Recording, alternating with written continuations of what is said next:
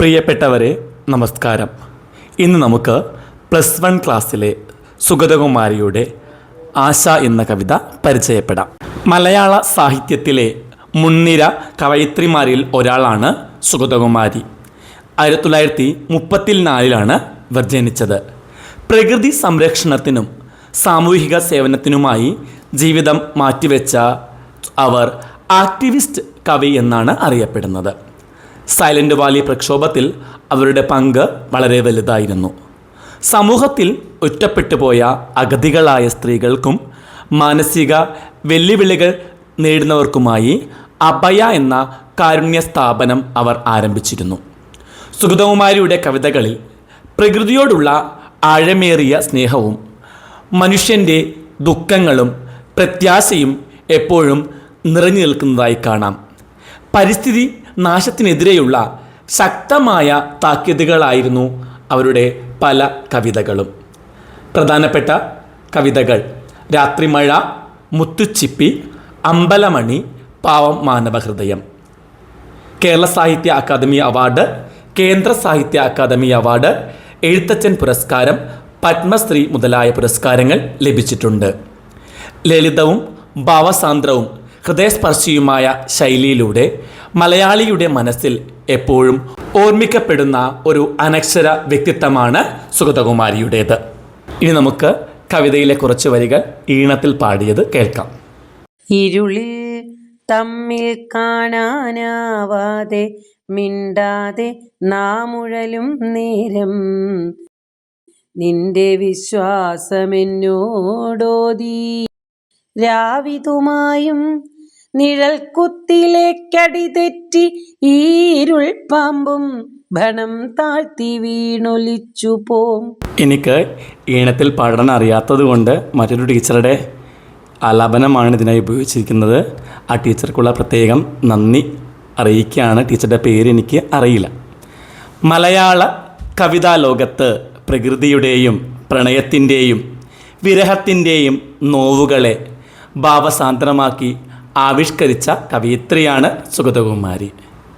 കാവ്യരചന കേവലം ആനന്ദോപാധിയായല്ല, മറിച്ച് തൻ്റെ സാമൂഹിക പരിസ്ഥിതി ബോധത്തിൻ്റെ ആവിഷ്കാരമായിട്ടാണ് അവർ കണ്ടത്.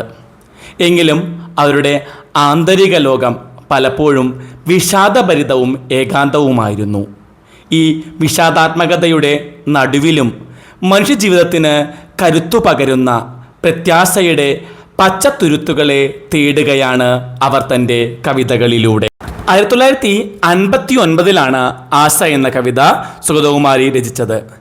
ജീവിതത്തിൻ്റെ കനത്ത നിരാശയിലും അന്ധകാരത്തിലും അകപ്പെട്ടു പോകുന്ന ഒരു വ്യക്തി തൻ്റെ ഉള്ളിലെ ആശ എന്ന ദൈവിക ചൈതന്യത്തെ വീണ്ടെടുക്കുന്നതാണ് ഈ കവിതയുടെ ഇതിവൃത്തം. കറുത്ത ഇരുട്ടിനും മരവിപ്പിനും ശേഷം തീർച്ചയായും ഒരു പുലരിയും വസന്തവും കടന്നുവരുമെന്ന ദാർശനിക സത്യം സുഗതകുമാരി ഇതിലൂടെ വായനക്കാരിലേക്ക് പകർന്നു തരുന്നു. കറുത്ത ഇരുട്ടിനും മരവിപ്പിനും ശേഷം തീർച്ചയായും ഒരു പുലരിയും വസന്തവും കടന്നുവരുമെന്ന ദാർശനിക സത്യമാണ് ഈ കവിത നമ്മോട് പറഞ്ഞു തരുന്നത്. കവിതയുടെ തുടക്കം തന്നെ തീവ്രമായ അന്ധകാരത്തിൻ്റെ പശ്ചാത്തലത്തിലാണ്. മനുഷ്യജീവിതത്തിൽ ഉണ്ടാകുന്ന പ്രതിസന്ധികളെയും മാനസികമായ തകർച്ചകളെയും സൂചിപ്പിക്കാൻ ഇവിടെ ഇരുൾ എന്ന പ്രതീകമാണ് ഉപയോഗിച്ചിരിക്കുന്നത്. ഇവിടെ ഇരുൾ എന്ന പ്രതീകം കാണാം. ഈ പ്രതീകം മനുഷ്യജീവിതത്തിൽ ഉണ്ടാകുന്ന പ്രതിസന്ധികളെയും മാനസികമായ തകർച്ചകളെയുമാണ് സൂചിപ്പിക്കുന്നത്. അപ്പോൾ ഇരുൾ എന്നത് മനുഷ്യജീവിതത്തിൽ ഉണ്ടാകുന്ന പ്രതിസന്ധികളും മാനസികമായ തകർച്ചകളെയും സൂചിപ്പിക്കുന്നു. ഇരുളിൽ തമ്മിൽ കാണാനാവാതെ മിണ്ടാതെ നാം ഉഴലുന്നേരം നിന്റെ വിശ്വാസമെന്നോടോതി. ഇരുളിൽ തമ്മിൽ കാണാനാവാതെ മിണ്ടാതെ നാം ഉഴലുന്നേരം നിന്റെ വിശ്വാസമെന്നോടോതി. പരസ്പരം കാണാനോ ഹൃദയം തുറന്ന് സംസാരിക്കാനോ കഴിയാത്ത വിധം കനത്ത ഏകാന്തതയും നിരാശയും മനുഷ്യനെ വേട്ടയാടുന്ന നിമിഷങ്ങളായാണ് ഈ വരികൾ ഓർമ്മിപ്പിക്കുന്നത്. പരസ്പരം കാണാനോ ഹൃദയം തുറന്ന് സംസാരിക്കാനോ കഴിയാത്ത വിധം കനത്ത ഏകാന്തതയും നിരാശയും മനുഷ്യനെ വേട്ടയാടുന്ന നിമിഷങ്ങളായിട്ടാണ് ഈ വരികൾ നമ്മെ ഓർമ്മിപ്പിക്കുന്നത്. ആരും സഹായിക്കാനില്ലാതെ വഴിമുട്ടിയ അവസ്ഥയിലാണ് നാം ഉഴലുന്നത്. എന്നാൽ ഈ കറുത്ത നിമിഷത്തിലും മനസ്സിൻ്റെ കോണിൽ ഒരു ചെറിയ വെളിച്ചം അവശേഷിക്കുന്നുണ്ട്. അത് മറ്റൊന്നുമല്ല, മനുഷ്യൻ്റെ ഉള്ളിലെ ആശ തന്നെയാണ്. കറുത്ത നിമിഷത്തിലും മനസ്സിൻ്റെ കോണിൽ ഒരു ചെറിയ വെളിച്ചം അവശേഷിക്കുന്നുണ്ട്. അതെന്താണ്? അത് മനുഷ്യൻ്റെ ഉള്ളിലെ ആശ തന്നെയാണ്. ഈ ആശയാണ് മനുഷ്യനോട് വന്ന് രഹസ്യമായി മന്ത്രിക്കുന്നത്. എന്തെന്നാണ് മന്ത്രിക്കുന്നത്? രാവിതുമായും വീണ്ടും നാളത്തെ പ്രഭാതത്തിൽ പൂവൊളി മിന്നും. ആ ആശ രഹസ്യമായി മനുഷ്യനോട് വന്ന് പറയുകയാണ്, രാവിതമായും വീണ്ടും നാളത്തെ പ്രഭാതത്തിൽ പൂവൊളി മിന്നും. കനത്ത പ്രതിസന്ധിയിലും നാളെയെക്കുറിച്ചുള്ള ഈ ശുഭപ്രതീക്ഷയാണ് മനുഷ്യനെ ജീവിക്കാൻ പ്രേരിപ്പിക്കുന്നത്. ദൂനനായി തേങ്ങി തേങ്ങി വരുമിക്കാറ്റും നാളെ പൂമണം പൂശി കുഞ്ഞിക്കൈയുകൾ കൊട്ടിപ്പാടും. രാസലോലയായി നിലാപ്പൊയ്കയിൽ മുങ്ങിക്കേറി ഭാസുരാംഗിയാം ഉഷസ്സിനിയുമിങ്ങോട്ടെത്തും. തൻ്റെ വ്യക്തിപരമായ ദുഃഖങ്ങളെ പ്രകൃതിയുടെ മാറ്റങ്ങളുമായി ബന്ധിപ്പിക്കാൻ സുഗതകുമാരിക്ക് പ്രത്യേകമായ കഴിവുണ്ട്. ഈ കവിതയിലും പ്രകൃതിയിലൂടെയാണ് കവി ശുഭപ്രതീക്ഷകൾ പങ്കുവെക്കുന്നത്. തൻ്റെ വ്യക്തിപരമായ ദുഃഖങ്ങളെ പ്രകൃതിയുടെ മാറ്റങ്ങളുമായി ബന്ധിപ്പിക്കാൻ സുഗതകുമാരി പ്രത്യേകമായി ഇവിടെ ശ്രദ്ധിക്കുന്നത് കാണാം. ദൂനനായി തേങ്ങി തേങ്ങി വരും ഈ കാറ്റും നാളെ പൂമണം പൂശി കുഞ്ഞിക്കൈകൾ കൊട്ടിപ്പാടും. ഇന്ന് ദുഃഖത്തോടെ തേങ്ങിപ്പോകുന്ന ഈ കാറ്റ്, ഇന്ന് വളരെ ദുഃഖത്തോടെ തേങ്ങിപ്പോകുന്ന ഈ കാറ്റ് നാളെ വസന്തത്തിലെ പൂക്കളുടെ സുഗന്ധവും പേറി വന്ന് ഒരു കൊച്ചുകുട്ടിയെ പോലെ സന്തോഷത്തോടെ കൈകൊട്ടി പാടുമെന്ന് കവി പ്രതീക്ഷിക്കുകയാണ്. ഇന്ന് ദുഃഖത്തോടെ തേങ്ങിപ്പോകുന്ന ഈ കാറ്റ് നാളെ വസന്തത്തിൽ പൂക്കളുടെ സുഗന്ധവും പേറി വന്ന് ഒരു കൊച്ചുകുട്ടിയെ പോലെ സന്തോഷത്തോടെ കൈകൊട്ടി പാടുമെന്നാണ് സുഗതകുമാരി പ്രതീക്ഷിക്കുന്നത്. അതുപോലെ തന്നെ രാത്രിയുടെ സൗന്ദര്യമായ നിലാവ് അല്ലെങ്കിൽ ചന്ദ്രിക, രാത്രിയുടെ സൗന്ദര്യമാണ് ചന്ദ്രിക, ഈ പൊയ്കയിൽ മുങ്ങി നിവർന്ന് തിളക്കത്തോടെ വീണ്ടും എത്തുമെന്നും കവി സ്വപ്നം കാണുകയാണ്.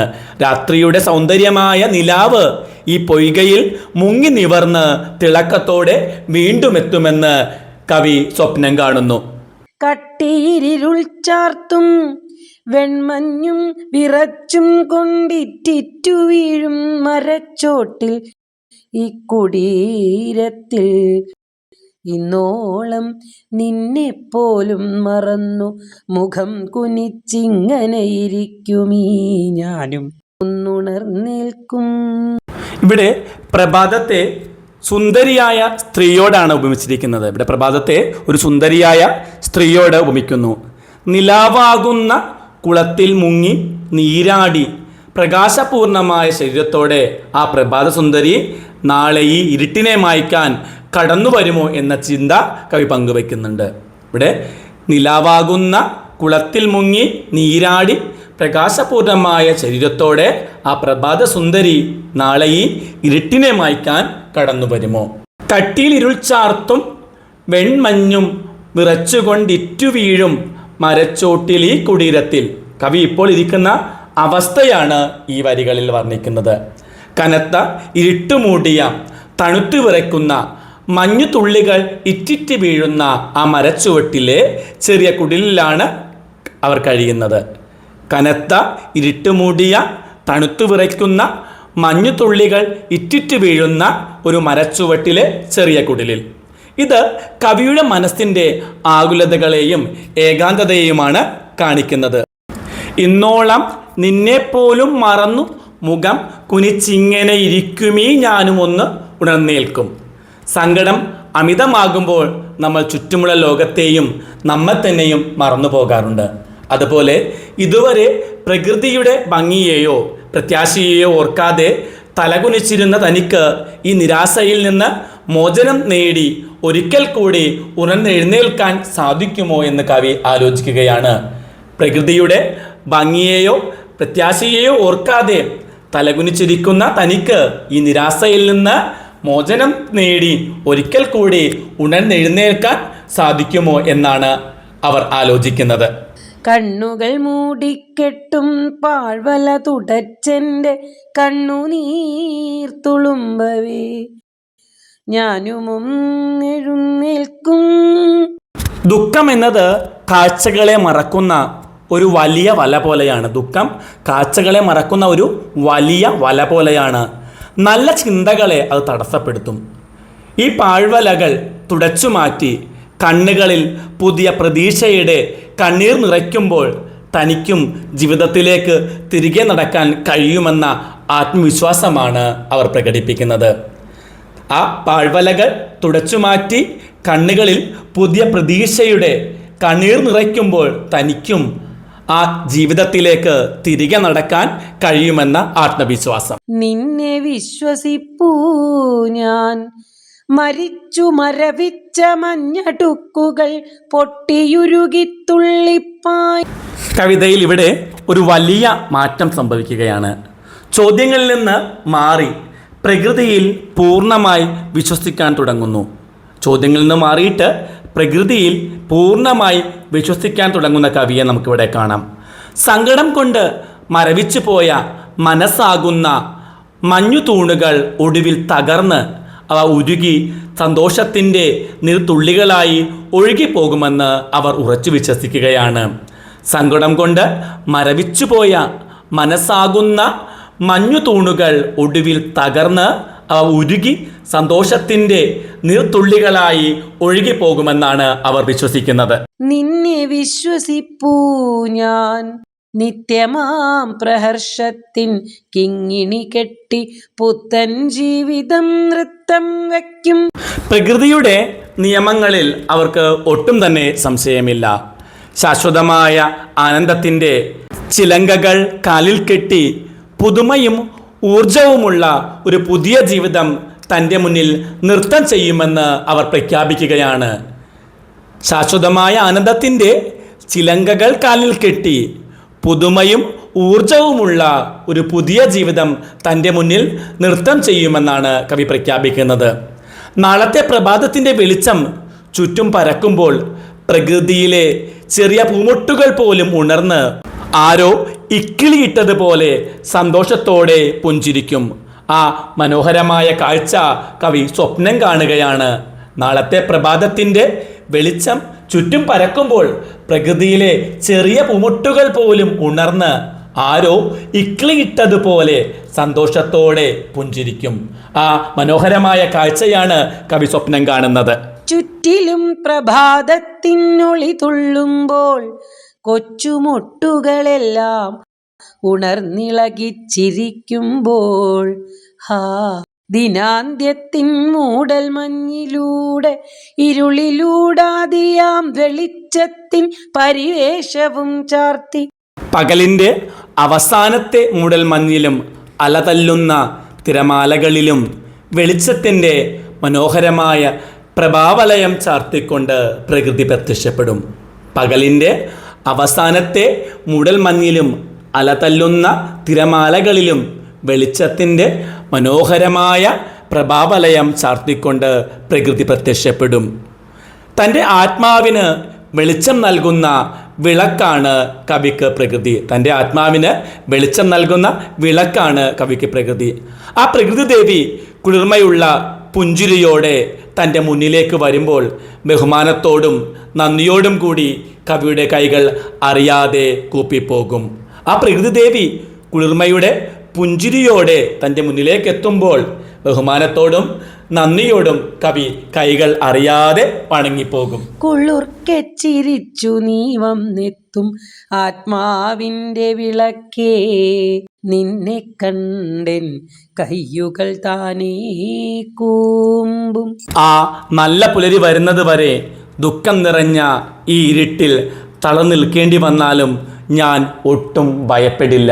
ആ നല്ല പുലരി വരുന്നത് വരെ ദുഃഖം നിറഞ്ഞ ഈ ഇരുട്ടിൽ തളർന്നിരിക്കേണ്ടി വന്നാലും ഞാൻ ഒട്ടും തന്നെ ഭയപ്പെടില്ല. കാരണം ഞാൻ നിന്നെ വിശ്വസിക്കുന്നു. ഞാൻ ഒരിക്കലും ഭയക്കുന്നില്ല, കാരണം ഞാൻ പ്രകൃതിയെ വിശ്വസിക്കുന്നു എന്ന് കവി പ്രകൃതിയോട് ആവർത്തിച്ച് പറയുകയാണ്. ആ നല്ല പുലരി വരുന്നതുവരെ ദുഃഖം നിറഞ്ഞ ഈ ഇരുട്ടിൽ തളർന്നിരിക്കേണ്ടി വന്നാലും ഞാൻ ഒട്ടും തന്നെ ഭയപ്പെടില്ല, കാരണം ഞാൻ നിന്നെ വിശ്വസിക്കുന്നു. അന്നോളം ശോകാന്തമീരുളിൽ തളർന്നു നിന്നിങ്ങനെ ചൊല്ലും നിന്നെ വിശ്വസിക്കുന്നു ഞാനും.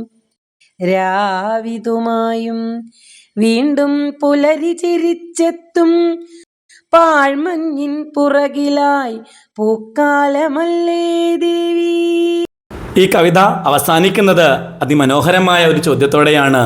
ഈ കറുത്ത രാത്രി ഒടുവിൽ മാറിപ്പോകും. എല്ലായ്പ്പോഴും കറുത്ത രാത്രി ആയിരിക്കില്ല, അത് ഉറപ്പായും മാറിപ്പോകും. വീണ്ടും നല്ലൊരു പുലരി ചിരിച്ചുകൊണ്ട് കടന്നു വരും. ഈ കറുത്ത രാത്രി എന്തായാലും മാറിപ്പോകുന്നതാണ്. വീണ്ടും നല്ലൊരു പ്രഭാതം ചിരിച്ചുകൊണ്ട് കടന്നു വരും. ഇപ്പോൾ കൺമുന്നിൽ കാണുന്ന ഈ മൂടൽ മഞ്ഞിന്, അതായത് സങ്കടങ്ങൾക്കപ്പുറത്ത് വരാനിരിക്കുന്നത് ഒരു വസന്തകാലമാണ്, ഒരു നല്ല പൂക്കാലമാണ് വരാനിരിക്കുന്നത്. അപ്പോൾ ഈ മൂടൽ മഞ്ഞ് മാറി ഒരു വസന്തകാലം വരും എന്നാണ് കവി പ്രത്യാശിക്കുന്നത്. തീർച്ചയായും കവി ഉറപ്പിച്ച് പറയുകയാണ്, ഈ സങ്കടങ്ങൾക്കപ്പുറത്ത് ഒരു പൂക്കാലമല്ലേ ദേവി. ഉറപ്പായും ഒരു പൂക്കാലത്തിനായി കാത്തിരിക്കുകയാണ് കവി. തീർച്ചയായും കവി ഉറപ്പിച്ചു പറയുന്നു, ഒരു പൂക്കാലം ഇനി വന്നെത്തും. കവിതയുടെ ആദ്യ ഭാഗത്ത് കവി ഇരുട്ടിനെ ഇരുൾപ്പാമ്പ് എന്നാണ് ഉപമിച്ചിരിക്കുന്നത്. ഭയമുണർത്തി പത്തി വിടർന്നു നിൽക്കുന്ന പാമ്പിനെ പോലെ ദുഃഖങ്ങൾ മനുഷ്യനെ വളയ്ക്കുമ്പോൾ അത് എപ്പോഴെങ്കിലും ഫണം താഴ്ത്തി ഒഴിഞ്ഞു പോകുമോ എന്ന് കവി സംശയിക്കുന്നതായി പറയുന്നുണ്ട്. വഴിതെറ്റി അലയുന്ന നിഴലുകൾ എപ്പോഴെങ്കിലും വെളിച്ചത്തിലേക്ക് തിരിച്ചെത്തുമോ എന്ന ആന്തരിക സംഘർഷമാണ് കവിതയുടെ ആ ഭാഗത്ത് കാണാൻ സാധിക്കുന്നത്. നിരാശയുടെ ആഴം എത്രത്തോളം വലുതാണെന്ന് കാണിക്കാൻ ഈ പ്രതീകാത്മക വരികൾക്ക് സാധിക്കുന്നുണ്ട്.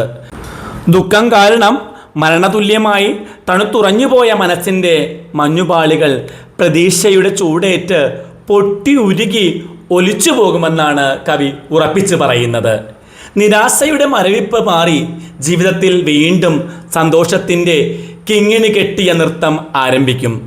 കണ്ണുകളെ മൂടിക്കെട്ടുന്ന കറുത്ത വലകളെല്ലാം തുടച്ചു മാറ്റി പ്രത്യാശയോടെ മനുഷ്യൻ ജീവനിലേക്ക് തിരികെ നടക്കും.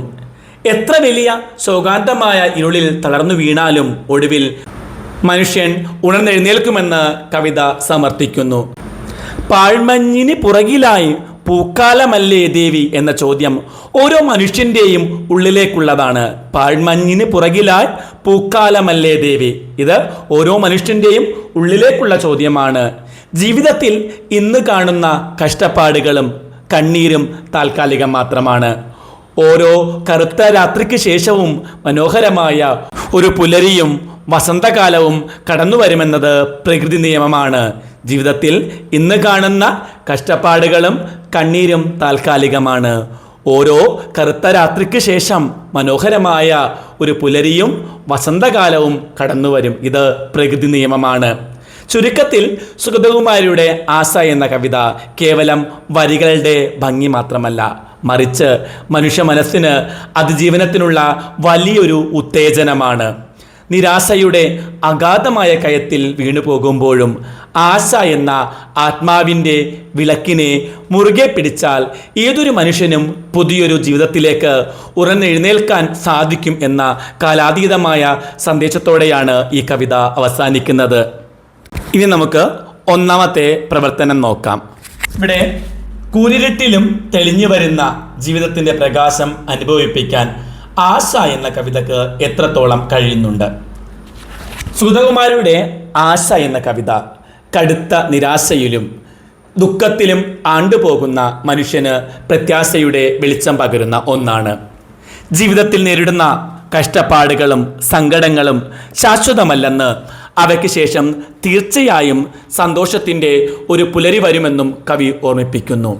രാത്രി മാറി പകൽ വരുന്നത് പോലെയാണ് ജീവിതത്തിലെ ദുഃഖങ്ങൾ മാറി സന്തോഷം വരുന്നത്. രാത്രി മാറി പകൽ വരുന്നത് പോലെയാണ് ജീവിതത്തിലെ ദുഃഖങ്ങൾ മാറി സന്തോഷം വരുന്നത്. ഇരുണ്ട രാത്രി മാഞ്ഞു പോവുകയും പുലരി ചിരിച്ചുകൊണ്ട് കടന്നു വരികയും ചെയ്യും. വരണ്ടുണങ്ങിയ പാഴ്മണ്ണിനടിയിൽ ഒരു വലിയ പൂക്കാലം ഒളിച്ചിരിപ്പുണ്ട്.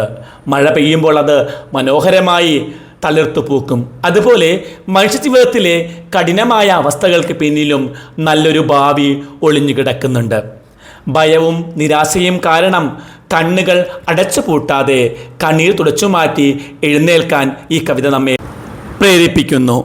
മനസ്സിൻ്റെ ഇരുളിനെ മാറ്റി ശുഭാപ്തി വിശ്വാസത്തോടെ മുന്നോട്ട് പോകാൻ ഈ വരികൾ മനുഷ്യന് കരുത്തു പകരുന്നു. രണ്ടാമത്തെ ചോദ്യം, ആശ എന്ന കവിതയിലെ രാവിതുമായും എന്ന് തുടങ്ങുന്ന വരികളും പുനലൂർ ബാലൻ്റെ ഇരുട്ടിൽ പൊഞ്ഞ തിരുനാളം എന്ന കവിതയിലെ എല്ലാം നശിച്ചു പോയിട്ടില്ല എന്ന് തുടങ്ങുന്ന വരികളുമാണ് തന്നിരിക്കുന്നത്. കാവ്യഭാഗങ്ങൾ അവതരിപ്പിക്കുന്ന ജീവിത ദർശനം വിശകലനം ചെയ്യുക. ഇത്തരം പ്രതീക്ഷകളല്ലേ മനുഷ്യ സമൂഹത്തെ മുന്നോട്ട് നയിക്കുന്നത്. സ്വന്തം കാഴ്ചപ്പാട് സമർത്ഥിക്കുക. രണ്ട് കാവ്യഭാഗങ്ങളും മുന്നോട്ട് വെക്കുന്നത് പ്രതീക്ഷയും അതിജീവനവും നിറഞ്ഞ ഒരേ ജീവിത ദർശനം തന്നെയാണ്.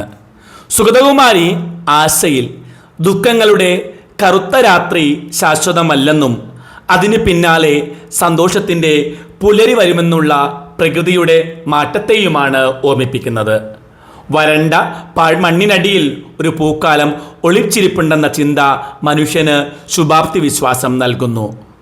പുനലൂർ ബാലൻ്റെ വരികളിൽ കടുത്ത പ്രതിസന്ധികൾക്കിടയിലും സർവനാശത്തിൻ്റെ വക്കിലും മനുഷ്യൻ കാത്തു സൂക്ഷിക്കേണ്ട ആത്മവിശ്വാസത്തെയാണ് അടയാളപ്പെടുത്തുന്നത്. കടുത്ത പ്രതിസന്ധികളിലും സർവനാശത്തിൻ്റെ വക്കിലും മനുഷ്യൻ കാത്തു സൂക്ഷിക്കേണ്ട ആത്മവിശ്വാസത്തെയാണ് അടയാളപ്പെടുത്തുന്നത്. എല്ലാം നശിച്ചു പോയിട്ടില്ല, പോകില്ല എന്ന ദൃഢമായ ചിന്തയും ഹൃദയത്തിൽ ആനന്ദവും മിഴികളിൽ വിശ്വാസവും കൈവിടാതെ സൂക്ഷിച്ചാൽ ഏത് ഇരുട്ടിനെയും മറികടന്ന് പുതിയൊരു ജൈവ പ്രഭാവത്തിലേക്ക്, അതായത് നല്ലൊരു ഭാവിയിലേക്ക് ഉണരാൻ മനുഷ്യന് സാധിക്കുമെന്ന് കവി വ്യക്തമാക്കുന്നു. ബാഹ്യമായ സാഹചര്യങ്ങൾ എത്ര കഠിനമാണെങ്കിലും മനുഷ്യൻ മനസ്സിൻ്റെ പ്രതീക്ഷ കൈവിടാതിരുന്നാൽ അതിജീവനം സാധ്യമാണ് എന്നതാണ് ഇരു കവിതകളുടെയും സന്ദേശം. എൻ്റെ കാഴ്ചപ്പാടിൽ ഇത്തരം വലിയ പ്രതീക്ഷകളാണ് മനുഷ്യ സമൂഹത്തെ മുന്നോട്ട് നയിക്കുന്നത്.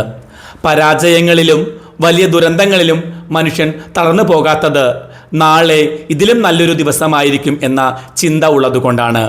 ഉള്ളിൽ ജ്വലിക്കുന്ന ആ പ്രതീക്ഷയുടെ തിരുനാളമാണ് ഏതൊരു ഇരുണ്ട കാലഘട്ടത്തെയും അതിജീവിച്ച് പുതിയ ചരിത്രം രചിക്കാൻ മനുഷ്യന് കരുത്തു നൽകുന്നത്.